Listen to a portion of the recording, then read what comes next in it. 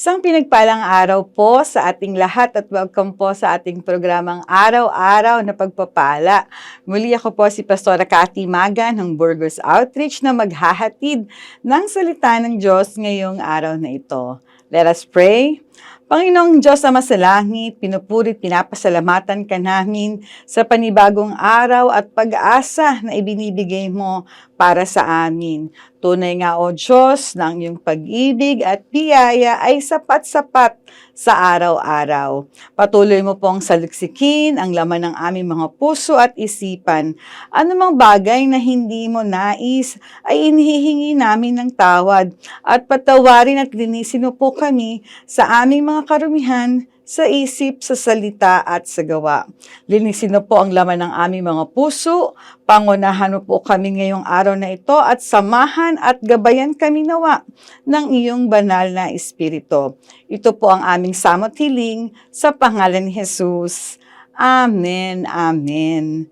Sa panahon natin ngayon ay napakaraming mga distractions, new trends, mga pagkakaabalahan at pagkakabisihan na maaaring magnakaw ng ating oras sa paglilingkod at pagsunod sa ating Panginoon.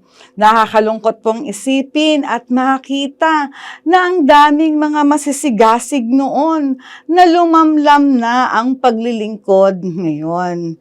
Kinain na ng makabagong kultura ng food, travel, fashion, leisure, and entertainment ngayon. Wala naman pong masama na i-enjoy ang makabagong kulturang ito. Pwede naman. Kaya lang, sabi nga po sa 1 Corinthians 10:23, mayroong nagsasabing malaya akong gumawa ng anuman, ngunit hindi lahat ng ito ay nakakabuti. Malaya akong gumawa ng anuman, ngunit hindi rin lahat ng ito'y makakatulong. Ngayong umaga, ipagbulay-bulayan po natin ang winika ni Jesus sa Matthew chapter 16, verses 24. And the New Living Translation, ito po ang sinasabi ng banal na salita ng Diyos. Then Jesus said to his disciples, "If any one of you wants to be my follower, you must give up your own way, take up your cross, and follow me." Habang kausap ni Jesus ang kanyang mga disciples, ay sinabi niya ang mga katagang ito. At sabi nga po sa wika po natin, habang kausap ni Jesus, sinabi niya sa kanila, sa kanyang mga alagad, "Sino mang nagnanais na sumunod sa akin, ay kailangang itakwil ang kanyang sarili, pasanin ang kanyang cross, at sumunod sa akin." Ang Panginoong Jesus ay nananawagan sa kanyang mga alagad. Sabi nga po sa Bible, sa sino mang nagnanais. Sa panahon po natin ngayon, kinakausap at hinahanap ng Panginoon ang mga taong nagnanais sumunod sa Kanya. To those who want, to those who are willing to follow. Hindi po namimilit ang ating Panginoon. Ito po ay isang panawagan para lamang sa mga nagnanais na makasunod sa ating Diyos.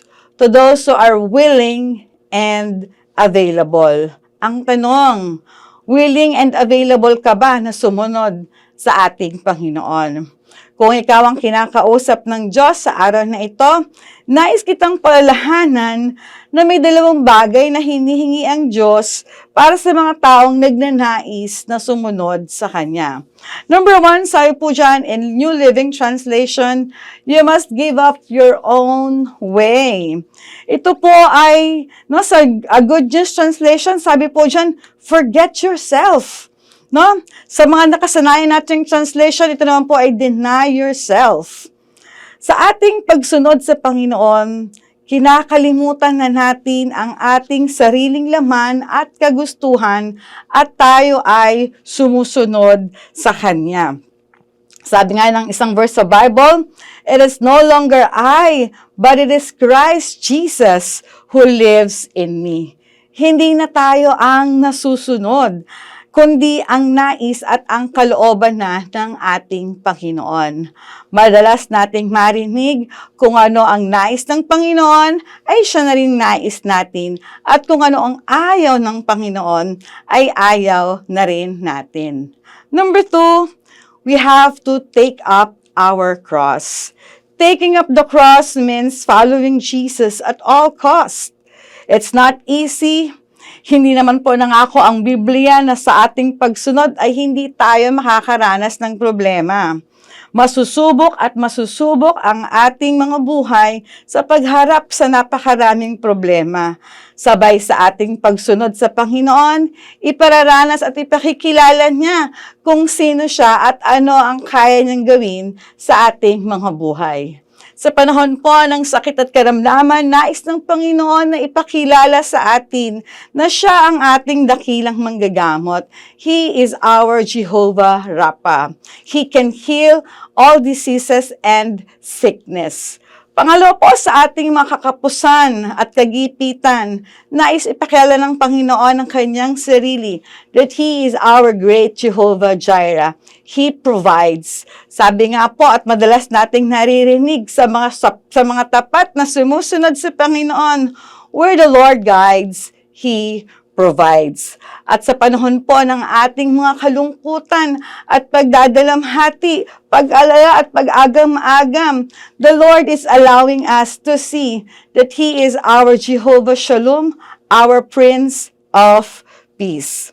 Ang sabi ng Biblia sa 1 Corinthians 10:13, sa panahon ng pagsubok, bibigyan ka niya ng lakas upang mapagtagumpayan iyon.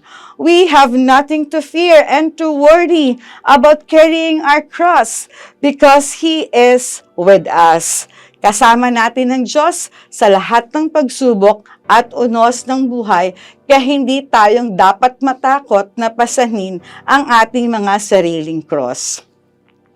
We must be willing to deny ourselves and take up our cross to be able to follow Jesus. Hindi po magiging mabunga at matagumpay ang ating pagsunod kapag hindi tayo willing na magbata at magpasakop para sa gawain ng Panginoon. Sa mga huling araw, ang Diyos ay kumakatok sa puso ng mga tao at yaon lamang magbubukas, yaon lamang magpapatuloy at yaon lamang tutugon sa kanyang panawagan ang makakasama niya sa buhay na walang hanggan. If you want to follow Jesus, you must give up your own way, take up your cross, and follow Him. Let us pray. Lord, help us, O God, to deny ourselves and take up our cross and follow you, O God.